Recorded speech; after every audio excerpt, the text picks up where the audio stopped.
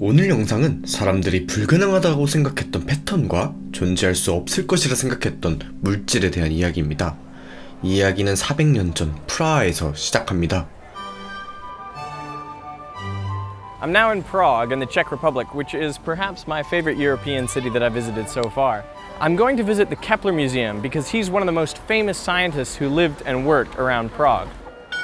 이야기를 시작하기에 앞서 오늘 영상의 중요한 요하네스 케플러의 연구 중 5가지에 대해서 먼저 이야기하려 합니다.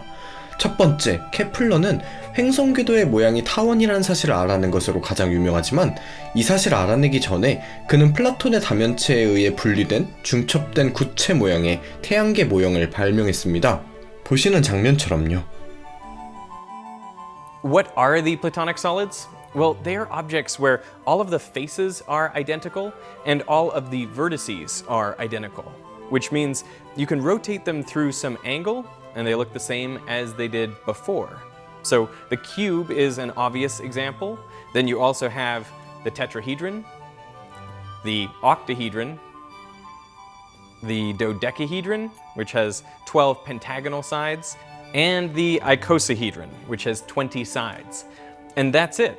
There are just 5 Platonic solids, which was convenient for Kepler because in his day they only knew about 6 planets. So this allowed him to put a unique Platonic solid between each of the planetary spheres. Essentially, he used them as spacers.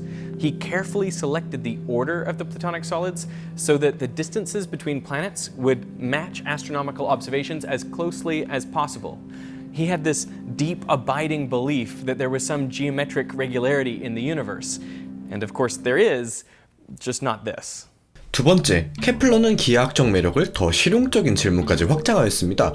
예를 들면 배에다가 어떻게 하면 최대한 많은 포탄을 실을 수 있을까 같은 거죠. 1611년 케플러는 이러한 문제를 육방 밀집 구조나 면십 인방 배열 둘 다 동일하게 포탄을 차지하는 부피의 약 74%나 채울 수 있는 최적의 효율적인 방법이라는 것을 밝혔습니다. Now this might seem like the obvious way to stack spheres. I mean, it is the way that oranges are stacked in the supermarket, but Kepler hadn't proved it. He just stated it as fact, which is why this became known as Kepler's conjecture.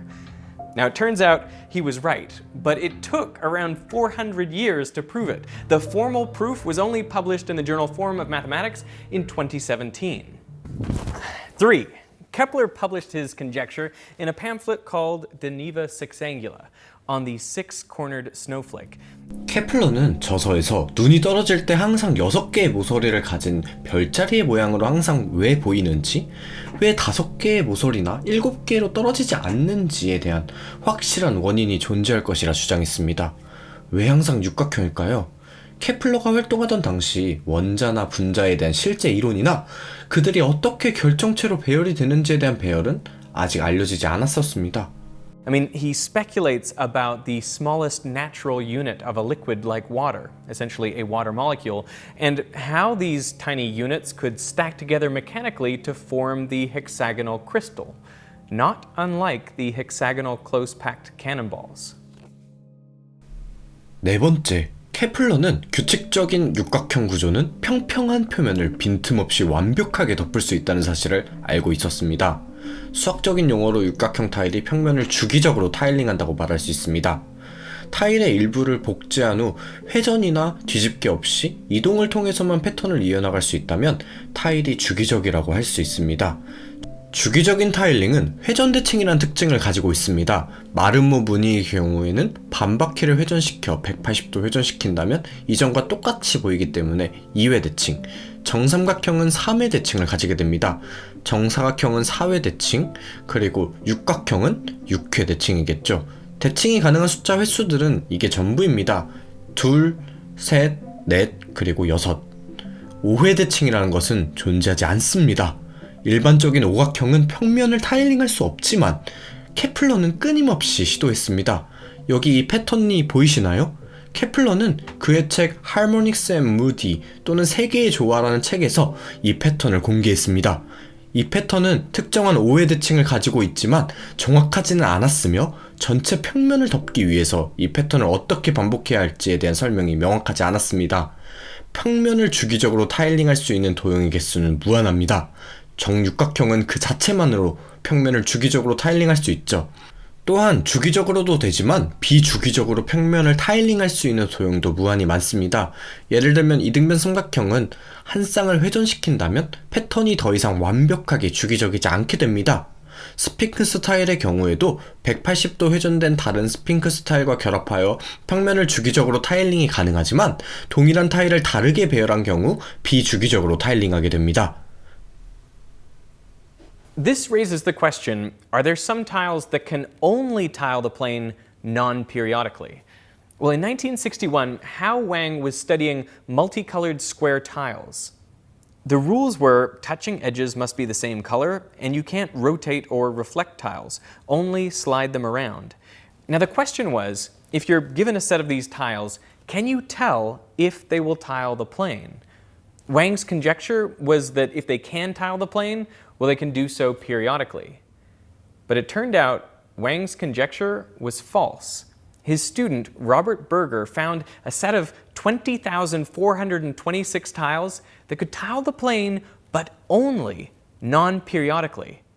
한번 생각해 봅시다. 여기 유한한 개수의 타일들의 집합이 있습니다. 많은 숫자지만 유한하죠. 그리고 이 모든 타일들은 같은 무늬를 반복하지 않으면서 무한대로 평면에 타일링할 수 있습니다. 심지어 어떻게든 이 타일들을 주기적으로 반복하게 하려고 할 수 있는 방법도 없죠. 이처럼 주기적이지 않은 타일이 평면을 채우는 경우를 비주기적 타일링이라고 부릅니다. 그리고 수학자들은 비주기적 타일링에 필요한 최소한의 타일 개수에 대해 궁금해하기 시작합니다. Well, Robert Berger himself found a set with only 104. Donald Knuth got the number down to 92. And then in 1969, you had Raphael Robinson who came up with 6 tiles, just 6, that could tile the entire plane without ever repeating. Then along came Roger Penrose, who would ultimately get the number down to 2. 펜로즈는 오각형으로 시작하였습니다. 그는 오각형의 주변에 다른 오각형들을 추가했고 이때 생긴 틈새와 전체 모양이 오각형으로 생겼다는 점에 주목하였습니다. 기발한 아이디어를 떠올렸죠. 만약 이 오각형을 더 작은 오각형으로 쪼개면 어떻게 될까? 그렇게 되면 맞닿아 있는 오각형들이 마름모 모양으로 연결되게 됩니다. 비어있던 공간은 3개의 가시가 달린 모양이 되겠죠. 펜로즈는 여기서 멈추지 않고 작은 오각형도 나누기 시작했습니다. 이제 어떤 애들은 너무 커서 오각형으로 나눌 수 있게 됩니다. 그러면 오각형과 마름모 모양, 그리고 별 모양, 그리고 펜로즈가 정의의 모자라 부르는 도형으로 구성이 됩니다. 남은 애들도 계속 분할되겠지만 결국 이 3가지 모양만 남게 됩니다. 이 조각들만으로도 거의 5회대칭으로 비주기적으로 평면을 타일링할 수 있습니다. The fifth thing about Johannes Kepler is that if you take his pentagon pattern and you overlay it on top of Penrose's, well, the two match up perfectly. 펜로즈가 5회대칭에 대한 패턴을 찾아낸 뒤 이제는 도형을 단순하게 만드는 방법을 찾기 시작합니다. 구성 도형을 2가지로 분해하죠. 두꺼운 마름모와 얇은 마름모로 말이죠. 2가지 도형을 어떻게 붙일지에 대한 규칙은 돌기와 노치 아니면 특정 색을 칠하는 방식 등을 적용해 만들었습니다. 이 규칙들을 통해서 단일 타일이 평면을 비주기적으로만 타일링할 수 있다는 걸 보장하게 되는 셈이죠. Now, one way to see this is to print up 2 copies of the same Penrose pattern and one on a transparency and overlay them on top of each other. 두 패턴을 겹쳤을 때 보이는 것을 무아래 패턴이라 부르는데 패턴이 동일하지 않은 부분은 어둡고 동일한 부분의 경우는 지금 보시는 것처럼 밝은 점들이 보여지게 됩니다. 종이를 회전시킴에 따라 밝은 점들이 움직이고 작아지다가 특정 지점에서 점점 커지는 것을 확인할 수 있습니다. 한번 이런 밝은 점이 커지는 부분을 찾아 패턴이 겹치는 부분이 얼마나 커질 수 있는지 찾아보죠. 조금씩 움직이다 보면 좀 편안해지네요. 갑자기 모든 부분이 다 밝아졌습니다. 분명 이 패턴들은 이 부분, 이 부분, 이 부분, 이 부분 이렇게 완벽하게 일치하지만 선들은 일치하지 않아 어둡습니다. 이 실험을 통해 우리는 바로 밑에 있는 패턴의 모든 면을 완벽하게 맞출 수 없다는 걸 알아낸 것입니다. 항상 약간의 차이가 있죠. So my favorite Penrose pattern is actually made out of these two shapes, which are called kites and darts. And they have these very particular angles. And the way they're meant to match up is based on these two curves. You can see there's a curve on each piece. And so you have to connect them so that the curves are continuous. And that's the rule that allows you to build an aperiodic tiling from these two pieces. So I laser cut thousands of these pieces, and I'm gonna try to put them together and make a huge Penrose tiling. Oh man, come on. 연과 다트 패턴을 계속 보고 있다 보면 별 모양과 태양 모양 같은 모습들이 나타나는 규칙들을 보실 수 있으실 겁니다. 그러나 조금 더 자세히 들여다본다면 두 도형들은 편안한 방식으로 반복되지 않는다는 것을 알 수 있습니다.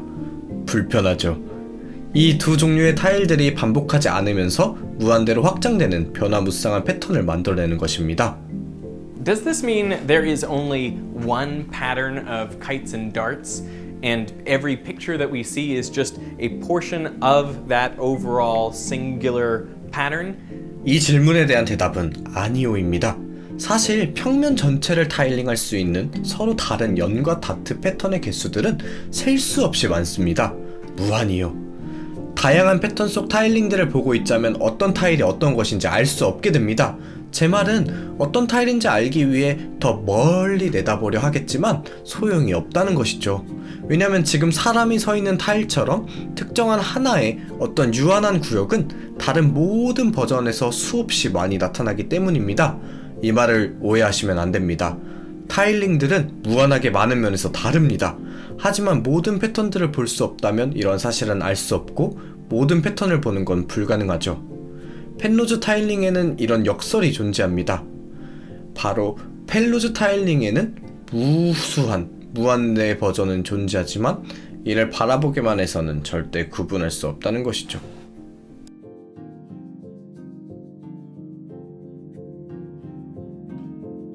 그렇다면 왜 황금 비율이 이런 패턴에서 나오는 것일까요? Well, I get 440 kites and 272 darts. Does that ratio ring any bells? Well, if you divide one by the other, you get 1.618. That is the golden ratio. So why does the golden ratio appear in this pattern? Well, as you know, it contains a kind of five-fold symmetry. And of all the irrational constants, the golden ratio phi is the most five-ish of the constants. 황금 비율은 0.5 더하기 5의 0.5제곱 곱하기 0.5로 나타낼 수 있기 때문이죠. 황금 비율은 또한 오각형과도 관련이 깊습니다. 오각형의 대각선과 모서리의 비율이 바로 황금 비율이기 때문이죠. And the kite and dart pieces themselves are actually sections of pentagons. Same with the rhombuses. So they actually have the golden ratio built right into their construction. 연과 다트의 구성 비율이 무리수인 황금 비율에 근접한다는 사실은 이 패턴이 주기적으로 타일링할 수 없다는 증거가 됩니다. 만약 패턴이 주기적이었다면 연과 다트의 비율은 두 개의 정수의 비율로 표현이 가능했어야 합니다. 주기적으로 반복되는 부분 내에 존재하는 연과 다트 모양의 도형들의 개수로 말이죠. 더 깊게 들어가 보도록 하죠. 만약 타일에 곡선이 아니라 다음과 같이 특정한 직선들을 그리게 된다면 패턴을 합쳤을 때 직선들이 모두 연결되는 것을 확인할 수 있습니다. 그리고 이 직선들 사이에서는 총 5종류의 평행선을 발견할 수 있죠. 이 평행선들은 패턴의 오해 대칭에 대해서 일종의 증거라고 할 수 있습니다. 그렇지만 이 선들은 완벽하게 규칙적이진 않습니다. 평행선 중 한 가지 선을 예시로 들어보죠. 선들 사이에 두 가지 종류의 간격이 있다는 걸 확인할 수 있죠. L과 S라 불렀을 때 아래부터 LS, LS, LL 패턴이 깨졌습니다. 이 간격은 특정한 주기를 따르지 않습니다. 더 나아가서 아무 곳에서나 L과 S가 나오는 횟수를 세어보도록 합시다. 이 부분에서는 13개의 S와 21개의 L이 나옵니다. 세는 곳을 바꿔 계속해서 기록해보면 피보나치 수열인 1, 1, 2, 3, 5, 8, 13, 21, 34 이렇게 쭉 이어집니다. 그리고 피보나치 수열에서 이전 피보나치 수에 대한 다음 피보나치 수의 비율은 황금 비율에 근접하죠. 이제 펜로즈에게 다른 과학자들이 한 질문은 이러한 패턴이 현실의 물리세계에 존재할 수 있는가였습니다. 이 말은 즉 패턴이 결정 구조와 같이 자연에서 발생 가능하냐는 것이었죠. 펜로즈는 그렇지 않다고 주장했습니다. 자연적으로 발생 가능한 결정들은 반복될 수 있는 단위들로 이루어졌다는 것입니다. 앞서 말한 대칭 4가지처럼 모든 결정체를 구성하는 가장 기본 단위들은 모두 안정적이란 것입니다. 총 14종류가 있으며 자연 속의 모든 결정들은 이 14가지를 제외하고 관찰된 바가 없습니다. And there was another problem. Crystals are built by putting atoms and molecules together locally, whereas Penrose tilings, well, they seem to require some sort of long-range coordination. Take this pattern, for example. You could put a dart over here and continue to tile out to infinity, no problems. Or you could put a kite over here on the other side, again, no problems. But if you place the kite and dart in here simultaneously, well then this pattern will not work. I mean, you can keep tiling for a while, but when you get to somewhere around here, well, it's not going to work. You can put a dart in there, which completes the pattern nicely, but then you get this really awkward shape there, which is actually the shape of another dart. But if you put that one in there, then the lines don't match up. The pattern doesn't work. So how could this work as a crystal? I mean, both of these tiles obey the local rules, but in the long term, they just don't work. In the early 1980s, Paul Steinhardt and his students were using computers to model how atoms come together into condensed matter, that is essentially solid material, at the smallest scales. And he found that locally, they like to form icosahedrons. But this was known to be the most forbidden shape because it is full of fivefold symmetries. So the question they posed was, how big can these icosahedrons get? They thought maybe 10 atoms or 100 atoms. But inspired by Penrose tilings, they designed a new kind of structure, a 3D analog of Penrose tilings now known as a quasicrystal. And they simulated how X-rays would diffract off such a structure, and they found a pattern with rings of 10 points reflecting the fivefold symmetry. Just a few hundred kilometers away, completely unaware of their work, another scientist, Dan Shechtman, created this flaky material from aluminum and manganese. And when he scattered electrons off his material, this is the picture he got. It almost perfectly matches the one made by Steinhardt. So if Penrose tilings require long-range coordination, then how do you possibly make quasicrystals? Well, I was talking to Paul Steinhardt about this, and he told me if you just use the matching rules on the edges, those rules are not strong enough, and if you apply them locally, you run into problems like this. You misplace tiles. But he said if you have rules for the vertices, the way the vertices can connect with each other, those rules are strong enough locally so that you never make a mistake, and the pattern can go on to infinity. 이러한 중결정에 대한 영향력 있는 논문들 중 하나는 디 니바 퀸퀸귤라라는 제목으로 지어졌습니다. 케플러의 오각형 눈송이에 대한 연구를 존중해서 말이죠. Now, not everyone was delighted at the announcement of quasicrystals, a material that up until then people thought totally defied the laws of nature. Double Nobel Prize winner Linus Pauling famously remarked, "There are no quasicrystals, only quasi-scientists." But Shechtman got the last laugh. He was awarded the Nobel Prize for Chemistry in 2011. And quasicrystals have since been grown with beautiful dodecahedral shapes. They are currently being explored for applications from non-stick electrical insulation in cookware to ultra-durable steel. And the thing about this whole story that fascinates me the most is what exists that we just can't perceive because it's considered impossible. I mean, the symmetries of regular geometric shapes seemed so obvious and certain that no one thought to look beyond them. That is, until Penrose. And what we found are patterns that are both beautiful and counterintuitive, and materials that existed all along that we just couldn't see for what they really are.